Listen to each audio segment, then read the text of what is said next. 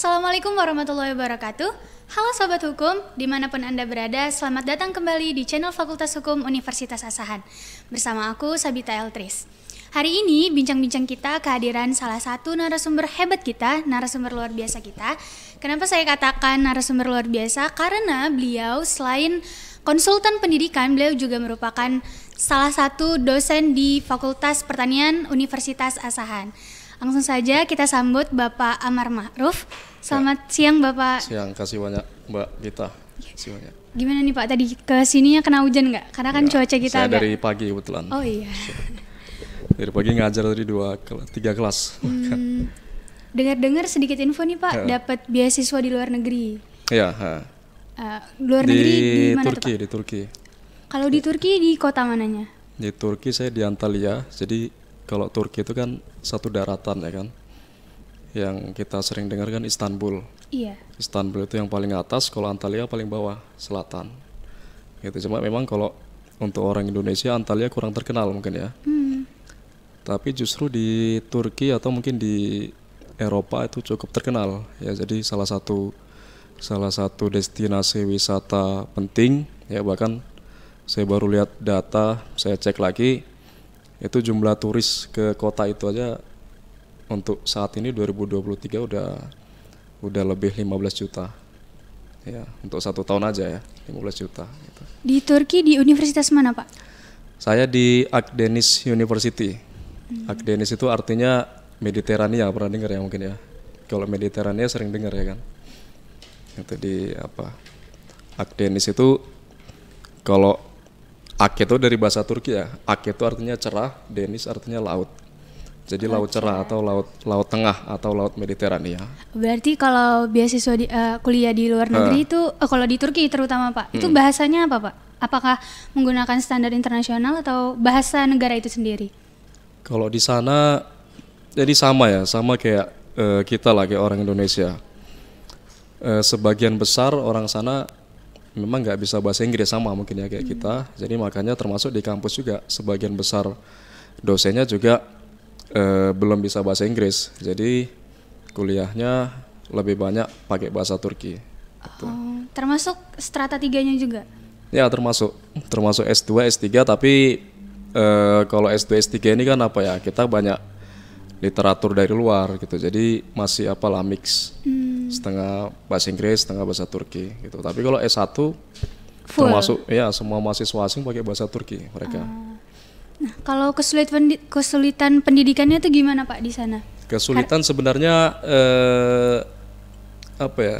Kalau saya rasa justru lebih mudah justru ya. Oh iya. Ya, justru lebih mudah, tapi apanya? Mungkin kalau yang baru datang penghalangnya bahasa lah, itu di bahasa. Saya rasa itu aja, karena secara fasilitas juga memudahkan dan yang lain-lain juga memudahkan gitulah. Saya rasa lebih mudah lah di sana.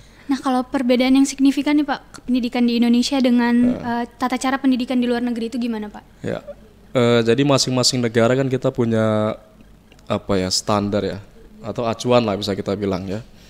Kalau di sana sebagian besar kurikulumnya mengacu kurikulum Bologna University, pernah dengar ya Mbak Gita? Salah satu universitas terkemuka di Italia ya, jadi mereka mengadopsi sistem Bologna University dan ini seragam ya, di setiap kampus Turki pakai sistem itu. Nah, jadi yang membedakan yang dasarnya adalah memang ya itu tadi kurikulum, kemudian sistem pendidikan ya, tapi kemiripan pasti banyak ya. Kemudian juga fasilitas di sana itu saya temui apa ya, setiap universitas itu hampir seragam gitu, hampir seragam. Artinya antara universitas yang satu walaupun dia di kota besar ya dengan universitas yang lainnya walaupun di kota kecil itu kualitas ya atau standarnya hampir merata gitu. Berarti kalau di univ yang gede ada perpustakaan, di univ yang kecil juga ada gitu ya Pak? Ya, di sana hampir nggak ada universitas kecil. Oh iya. Ya, jadi contohnya gini, di Indonesia itu ada sekitar 5.000 ya, ada sekitar 5.000 kampus ya, ada yang besar sampai yang kecil. Tapi di sana jumlah perguruan tinggi itu cuma sekitar 200-an, tapi semuanya besar gitu. Artinya di satu kota paling paling banyak cuma 5 gitu misalnya, tapi semuanya besar-besar gitu. Untuk akreditasinya gimana Pak kalau di kampus luar negeri tuh? Akreditasi saya coba ini ya, acuan saya ranking ini ya, ranking dunia ya. Jadi secara keseluruhan sebagian besar itu masuk 5.000 dunia ya. Tapi pastinya ada yang masuk 500 top dunia, ada beberapa ya, seperti misalnya Middle East Technic University di Ankara termasuk top 500 dunia lah gitu. Dan sebagian besar misalnya kampus saya ada di sekitar 1000-an dunia gitu kalau kita ngacu kualitas ya, akreditasi atau ranking gitu. Nah, kan ini tadi kita udah bincang-bincang mengenai kampus luar negeri. Nah, kalau untuk Bapak sendiri kan bisik-bisik tetangganya nih dapat beasiswa. Pasti banyak dong Pak teman-teman di rumah yang mau tahu gimana sih Pak Bapak bisa mendapatkan beasiswa di luar negeri. Ya, jadi sebenarnya beasiswa ini kan kalau saya bilang untung-untungan juga, keberuntungan juga. Artinya kalau dibilang ada syarat ini itu kan syarat itu kan bisa dikejar sebenarnya kan. Tinggal lagi kita mau kejar atau enggak gitu. Misalnya kayak beasiswa Turki ini, ya saya rasa mungkin ya cukup beruntung karena waktu itu nggak ada syarat bahasa Inggris ya, nggak ada syarat TOEFL. Saya coba tes 2 kali. Saya lulus S2 waktu itu 2016. Sebelum saya lulus, saya sudah apply ya, saya sudah submit. Tapi pas yang pertama kali itu belum keterima. Ya, belum keterima. Kemudian tahun depan ada pendaftaran lagi. Saya submit ulang dan alhamdulillah yang tahun kedua ini diterima gitu. Jadi asal kita mau coba aja lah, asal niatnya kuat, mudah-mudahan dapet lah gitu. Usaha dan doa ya Pak. Iya, asal niatnya kuat. Nah, kalau misal nih kita udah kayak Bapak nih udah keterima beasiswa di luar negeri. Untuk UNIF-nya itu Pak berdasarkan pilihan kita atau ditentukan nih dari pihak beasiswanya?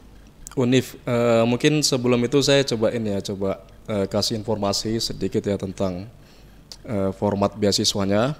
Ya, jadi beasiswanya itu dari pemerintah Turki, bisa dicek nanti di websitenya www.turkieburslari.gov.tr.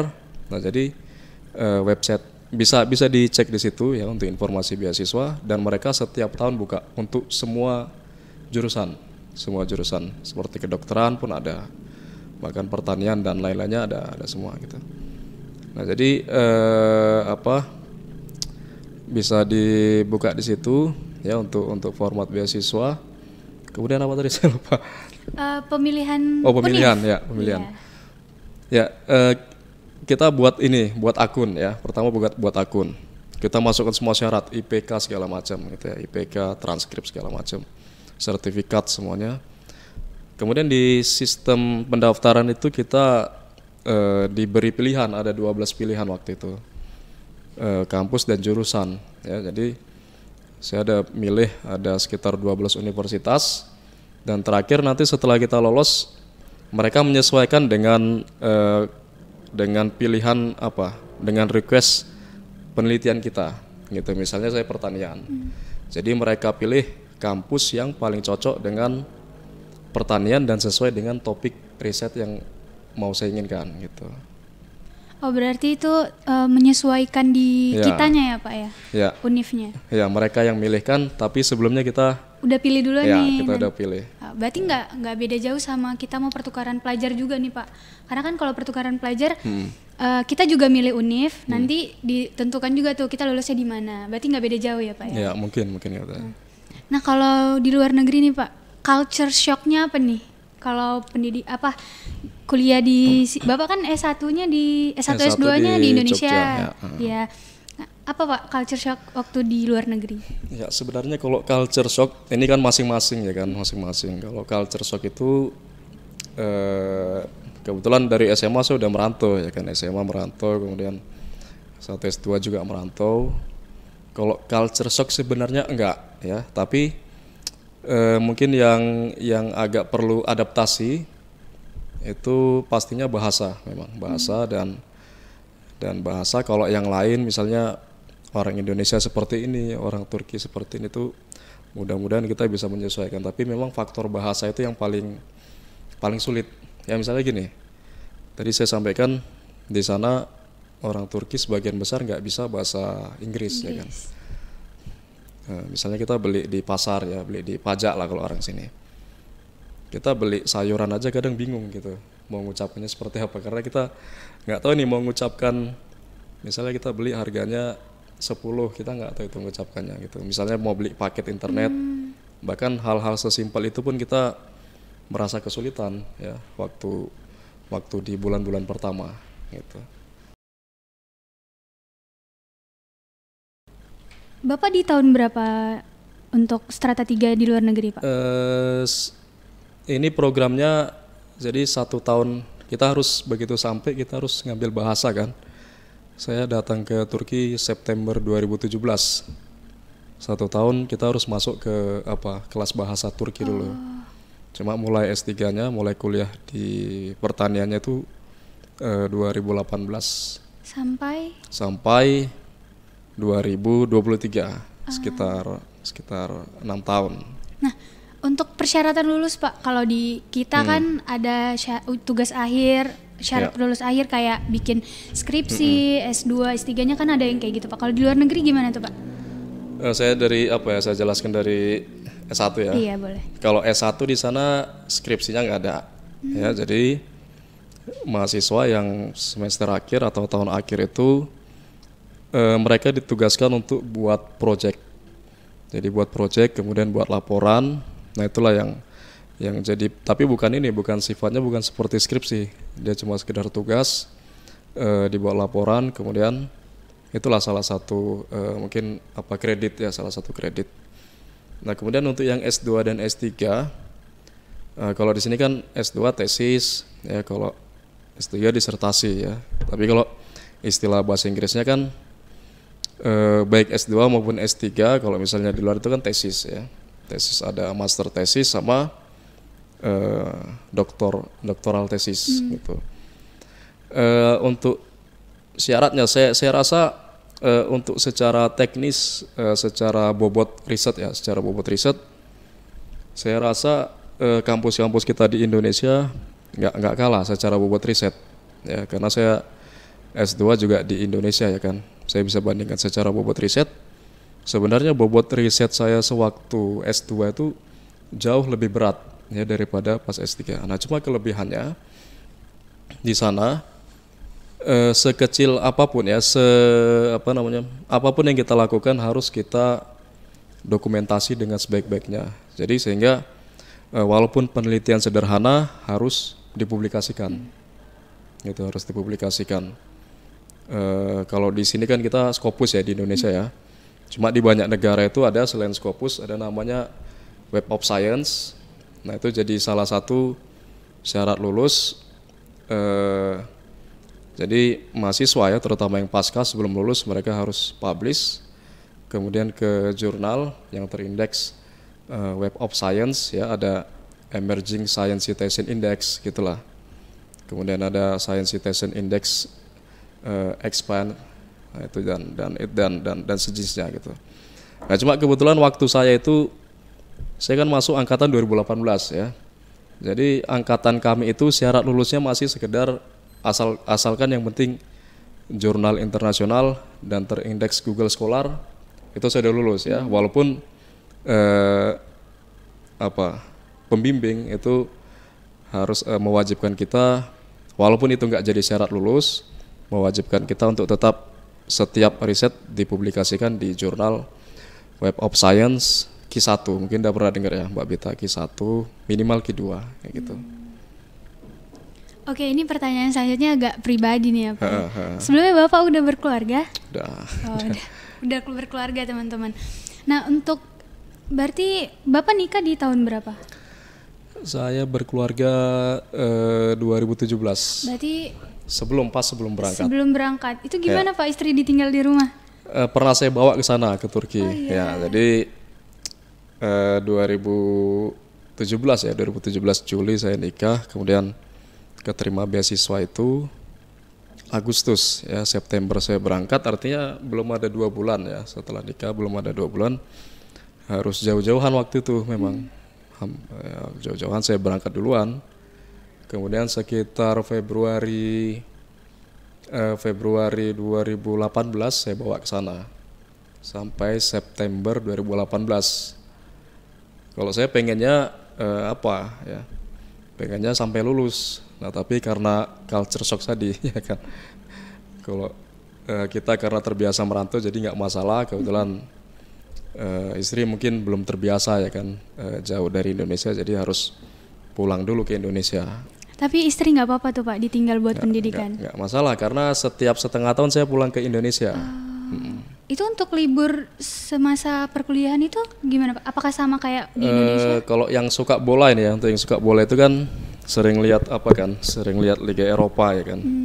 Itu kan Liga Eropa biasa selesainya sekitar bulan Mei ya, bulan Mei setiap tahun. Nah jadi di sana liburnya sama, liburnya kayak kalau Liga Eropa libur, berarti studi di sana juga libur karena musim panas. Jadi saya pulang setiap tahun dari bulan Mei sampai September, bahkan kadang sampai Oktober di Indonesia. Jadi sekitar 4 bulan, 5 bulan bisa di Indonesia setiap tahun gitu. Berarti pendidikan nggak menghalangi cinta di rumah tangga ya Pak? Insya Allah ada solusinya. Iya, oke. Sebelum pembicaraan kita terakhir nih Pak, boleh dong tips and tricks serta motivasi buat teman-teman di rumah yang pasti nih ada gambaran buat kayaknya kalau kuliah di luar negeri enak ya gitu. Apa nih Pak tips dan trik serta motivasinya juga? Iya, di luar negeri itu sebenarnya karena apa ya? Karena secara fasilitas sudah standar ya. Ini saya bicara secara umum ya. Secara fasilitas standar, baik kampus di daerah, baik kampus di kota. Jadi kita dimudahkan ya, misalnya untuk transportasi, kemudian untuk makan di kampus kita dikasih ada makan siang ya, ada makan siang yang hampir gratis gitu. Itu di setiap kampus. Ya, kemudian juga saya rasa lebih santai ya, kuliahnya lebih santai, lebih rileks. Gitu juga risetnya lebih rileks. Cuma memang kendala kita kebanyakan di bahasa ya kan, di bahasa itu tadi. Makanya perlulah mungkin ya yang masih S1 ya, mumpung masih ada waktu bisa dipersiapkan bahasa Inggrisnya ya, mudah-mudahan ya, asal niatnya kuat, mudah-mudahan insya Allah bisa diterima gitulah. Kalau untuk studinya nggak terlalu sulit, memang di faktor bahasa ini yang jadi penentu terkadang ya. Nah itu ya. Kemudian untuk beasiswa ya, ini juga beasiswa ini sebenarnya kalau bisa dibilang untung-untungan, kalau bisa dibilang. Contoh kebetulan saya kan S2 juga beasiswa di Universitas Gadjah Mada. Nah waktu itu siapa juga yang menyangka ya kan, saya S1 di kampus swasta ya, walaupun juga cukup bagus ya. Nah cuma siapa juga yang menyangka kita dari S1 swasta tahu-tahu lulus di S2 UGM gitu. Bahkan kalau bicara IP ya, bahkan IP dari yang di S2 itu malah lebih tinggi daripada di S1 yang swasta. Artinya secara kesulitan saya rasa nggak terlalu sulit. Yang penting niat itu tadi, yang penting karena misalnya apply beasiswa 2014 ya, waktu beasiswa S2 UGM itu saya sudah minder duluan sebelum apply, sebelum submit. Nah tapi alhamdulillah waktu itu ketemu sama dosen saya waktu S1. Nah jadi beliau nyarankan, udah walaupun syaratnya kurang disubmit aja mas gitu, disubmit aja. Karena nggak tahu kan lulus enggaknya, kan nggak ada yang tahu. Rezeki ya Pak? Iya, dan saya submit, dan kebetulan nggak ada syarat bahasa Inggris, ya nggak ada syarat TOEFL. Pokoknya waktu itu asal siapa yang daftar dan keterima di UGM, pokoknya lulus semua beasiswa. Ya walaupun beasiswanya waktu bukan beasiswa penuh ya, beasiswa cuma uang kuliah, tapi kan udah lumayan ya kan. Sangat membantu. Ya sangat membantu. Dan begitu juga di beasiswa S3 ini sama juga nggak ada syarat TOEFL. Jadi karena saya sudah pernah dengan apa ya, dengan apa namanya, dengan niat yang asal, yang penting niatnya kuat ya. Udah pernah saya coba, dan waktu daftar S3 gitu juga, pokoknya setiap ada peluang saya submit gitu. Saya submit di Turki sampai 2 kali, di Malaysia juga, di UGM juga saya submit. Ada hampir 10 waktu itu peluangnya yang saya submit, dan yang alhamdulillah keterima yang di Turki. Ya. Oke, berarti teman-teman jangan putus asa, karena sebenarnya persyaratan itu kalaupun kita penuhin, kalau bukan rezekinya kita juga nggak akan keterima ya Pak. Jadi usaha dan doa itu penting banget. Dan untuk sekarang kan kalau tahunnya Bapak nggak ada TOEFL ya Pak.